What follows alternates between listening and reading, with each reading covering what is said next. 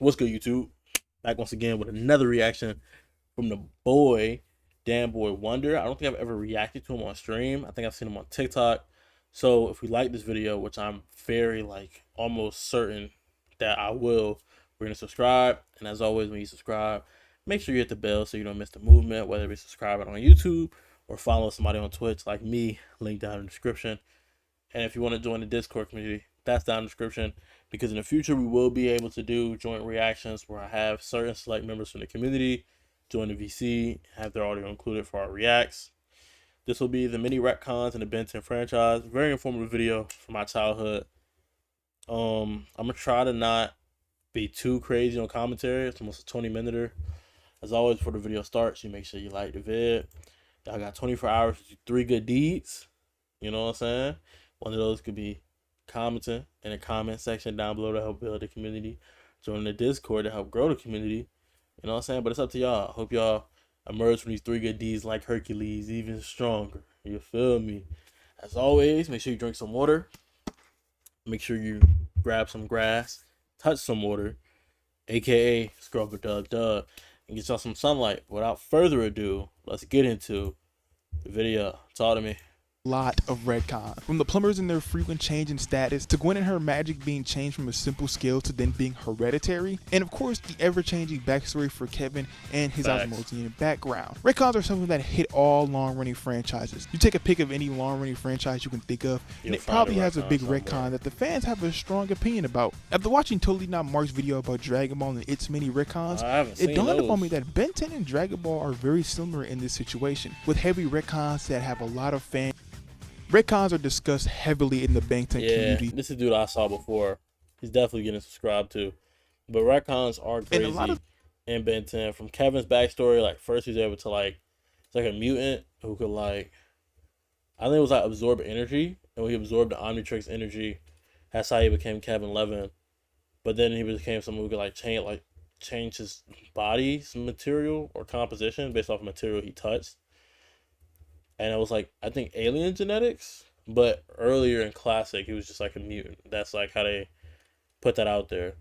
So Ben 10 has had its fair share of retcons. Some of them are still actively disliked to this day. And while I do understand the frustration and just overall disapproval of many of these retcons, I think the question of, are retcons really bad for a series, is a question that definitely needs to be addressed when you speak about Ben 10. Because if you ask any fan about any retcon, they're probably going on this big rant about how the many retcons in the Naruto's arc made it hard for them to sleep at night. And speaking of sleep, I want to thank today's sponsor, Manta Sleep. As someone who spends most We not sponsored. That joint sound tough though. See, respect for having that there. Make sure I use this code Boy Wonder if y'all going to Manta Sleep. Respect for splitting where the ad stops. It's important to identify what exactly a retcon is. Looking up the definition, a retcon is a piece of new information that imposes a different interpretation on previously described events, typically used to facilitate a dramatic plot shift or account for an inconsistency. So things like Vilgax or Ben. So some retcons are and continuity, and it's just because someone's knowledge is limited. It's not a retcon, but it's oh, this person able to do this. This is believed to be from their years of experience doing blah blah blah, and then it's retcon later to where you find out, due to his DNA, everyone in his family's been doing this for ages. That's why he has this ability. Those types of retcons are just based off of perspective. If the story is told from a narrator who is not consistent or isn't omnipotent or very well knowledgeable, there are some times where a narrator isn't trustworthy and an artist will use that. Author will use that for their story. Constant personality shifts don't qualify as retcons, nor does something like feedback being introduced between Classic and Alien Force, as that wouldn't make for a retcon, as it's not really new information that changes any mentioned events that came before his existence. He really just inserted into a vague area of the timeline. Also, to keep it simple for me, I'm only going to be discussing the more notable retcons in Ben 10. So I'm not going to be talking about any of the crew statements or the merchandise information or even the pop-up trivias that all end up getting retconned or retcon something else, because that's its own little rabbit hole. So it can make for its own video if you guys want that. Hit that like button. Yes, if you sir. want that. And that's the best way to tell me. Although I will mention that a few of them are going to come up in this video. By a few, I mean like maybe 2. Because I honestly did find a couple of them very interesting. And unfortunately for a classic, it doesn't have that many retcons. So just to give it some love, I took a little bit from there, I'm kind of like retconning my own video, like as we speak right now. Isn't that crazy? Just someone brand. And like I said, the classic series barely has any retcons, considering it was the first series, and it's kind of just the one that gets hit with the retcons instead of retconning things. But it still has a few interesting ones, like how the plumbers were stated to be all retired after Vilgax was defeated in the 70s. However, this was a retcon due to the fact that Joel and Camille, the couple who gets married in the episode Big Fat Alien Wedding, a mission that would have taken place years after their so-called retirement in the 70s. And I'm glad that this was changed, as it's nice for the plumbers to still sort of be active, even though we don't see that many active members in the show. And that one helps facilitate what happens later in like Omniverse and Alien Force, but 2, it gives us more info on Max, who been a plumber. I know I said Classic was forced to take retcon attacks from future series, but thanks to Destroy All Aliens coming out years after Classic, it did get the chance to join in on the action. As in Alien Force, Gwen says she never performed a tracking spell. When in Destroy All Aliens, she in fact does perform a tracking spell. Crazy animation. I can't pinpoint Ben with a locating spell.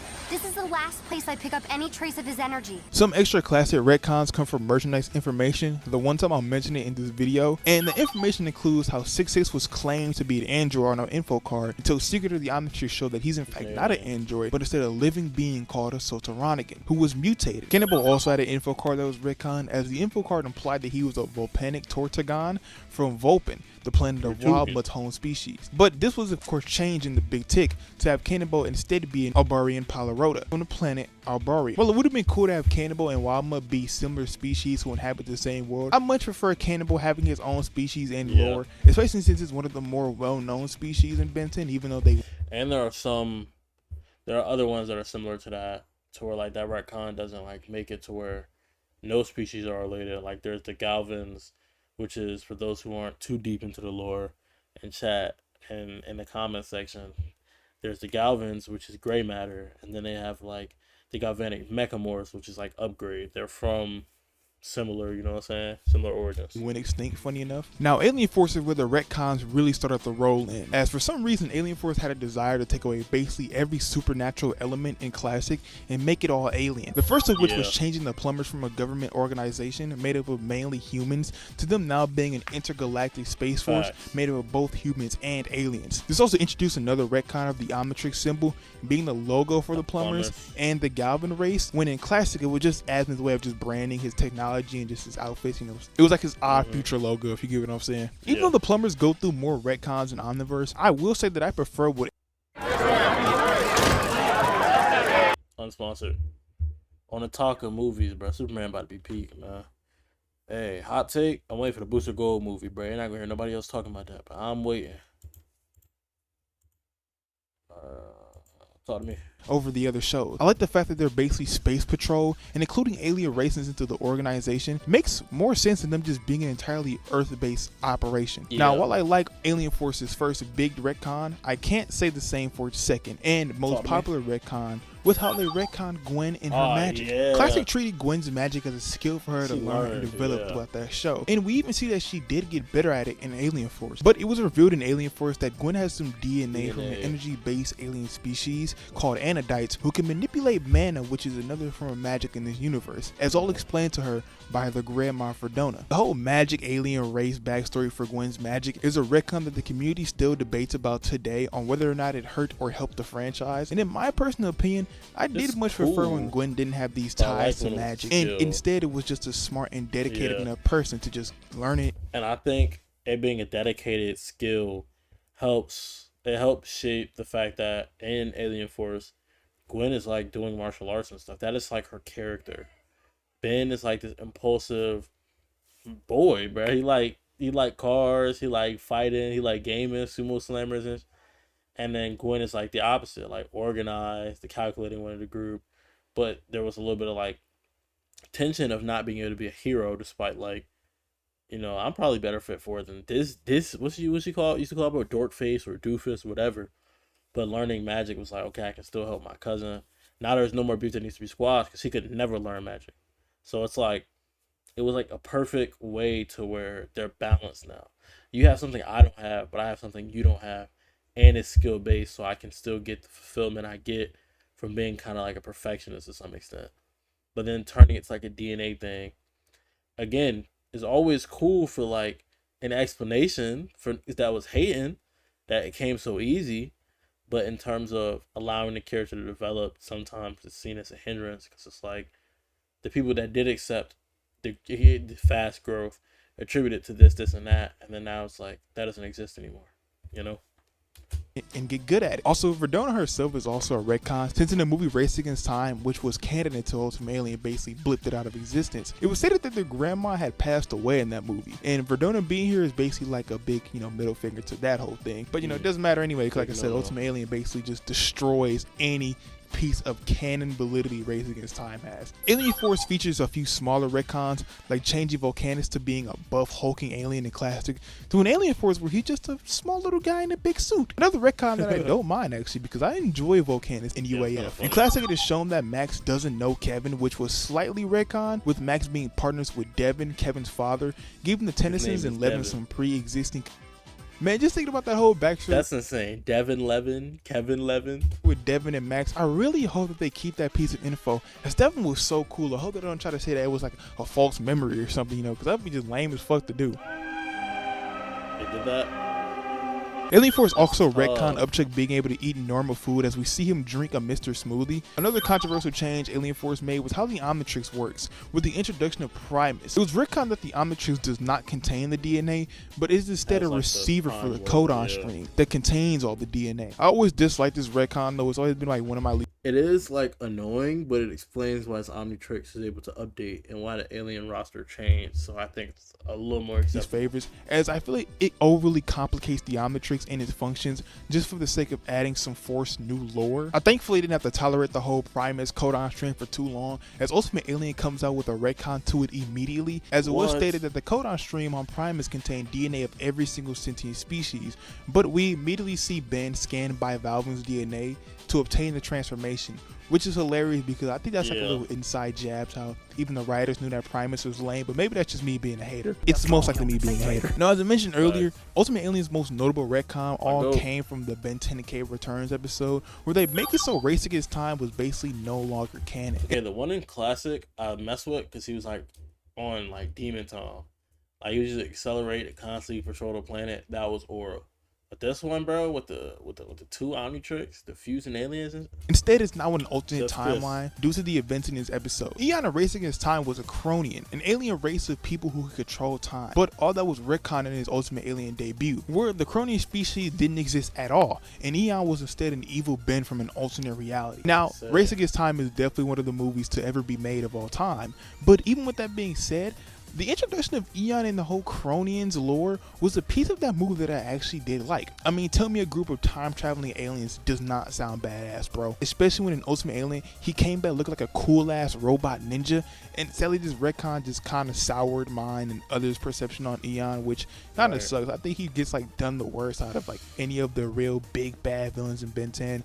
But I mean, fuck him, I guess. Ultimate Alien made a few small retcons to Kevin's powers. In Classic, he ended up turning into his mutated form due to rage and just lack of control over the power he absorbed. While in Ultimate Alien, they kind of changed it, as when we see Kevin go to absorb the Ultimatrix, he comes out already in his amalgamated form instead of having to cycle through the forms like he was shown to do in his first appearance and in the episode Frame. Also, another small retcon in Ultimate Alien was in Classic, where Max says he met Verdun in St. Louis. This is now changed to have the. Now, I'm sure when you read the title and seen the word retcon and Ben 10, you immediately thought of Omniverse, and you wouldn't be wrong, as Omniverse definitely has some of the most mind-numbing, head-scratching, and kind of just random and overall most controversial retcons. They do a lot of weird things, like change the pronunciation of Albedo's name from Albedo to Albedo. Albedo, my former assistant. Albedo! Nice to see you have not lost your talent for stating the obvious. One of Omniverse's smaller yet disappointing retcons, though, was the change to Ditto's powers. In Classic, all the Ditto clones shared pain. If one was hurt, all the other Dittos would feel it. But Omniverse ended up making them all independent beings. I really disliked this retcon, as it made Ditto less unique as an alien, especially when compared to Echo. But I guess they kind of had to do that, as it wouldn't make sense for Ben to use him if he had this really core weakness. But it's just really upsetting, as Ditto was one of my favorite aliens, and it all just made him a less unique alien. Speaking of aliens, Alien X got hit with a few small Omniverse retcons. In UAF, only 2 personalities had to agree, whereas in Omniverse, all 3 must agree, which added a stronger handicap to Alien X's powers. That was until we see Ben make Bellic and Serena basically give him the keys to the powers in that one episode, so make of that what you will. Ultimate Alien told us that celestial sapiens spend majority of their time debating. Am not. R2. Am not.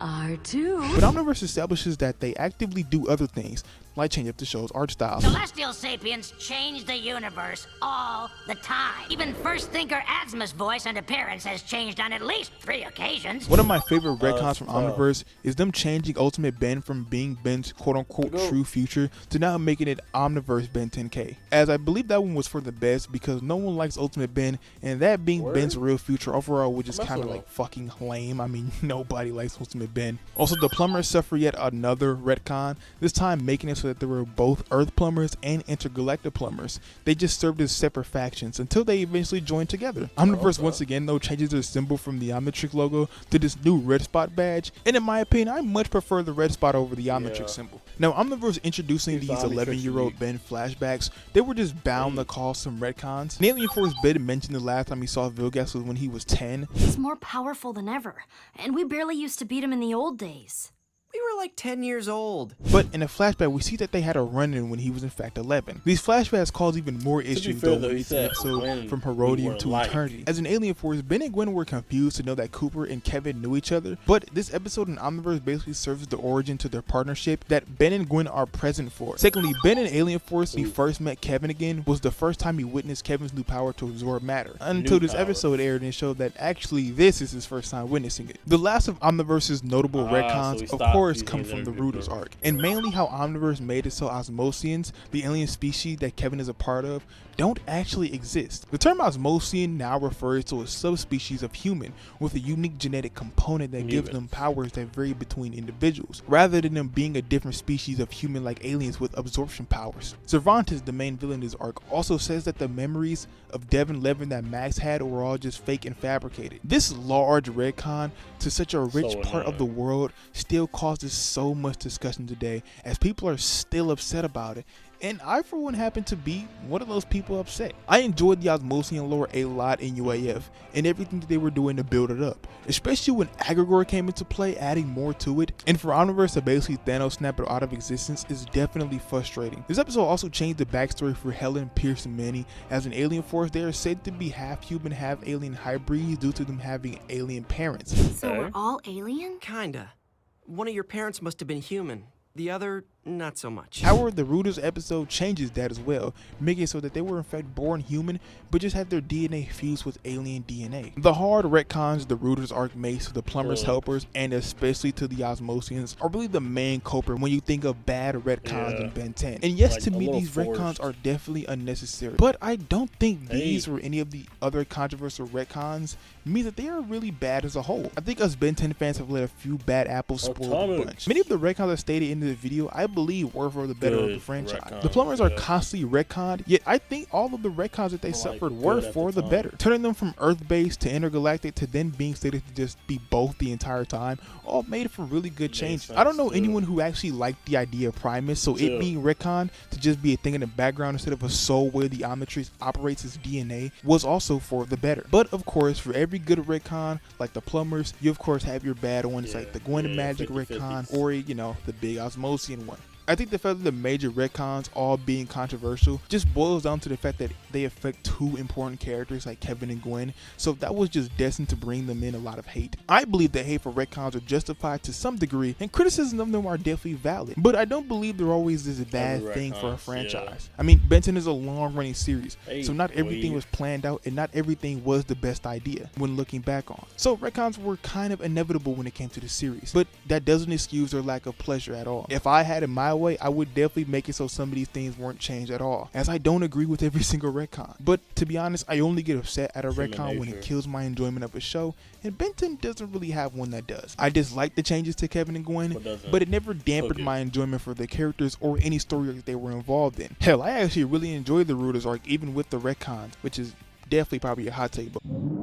Benton has a lot of retcons, some good, some bad, some unnecessary, and some just flat out stupid. And funny enough, there are a lot more retcons to take into account if I did include the pop-up trivia, the crew statement, the merchandise info. So if you want a part 2, hit that like button, show the video some love if y'all want a part 2. Also, let me know down below in the comments. See, luckily we already hit that like button. You know what I'm saying? Definitely subscribing. And as always, hitting that bell. Appreciate y'all boys for staying tuned. Make sure y'all get y'all some good sleep, eat some good food, and get them 3 good deeds done in the next 24 hours. As always, the link to Discord is in the description down below. You know what I'm saying? But that's about all from me. Peace.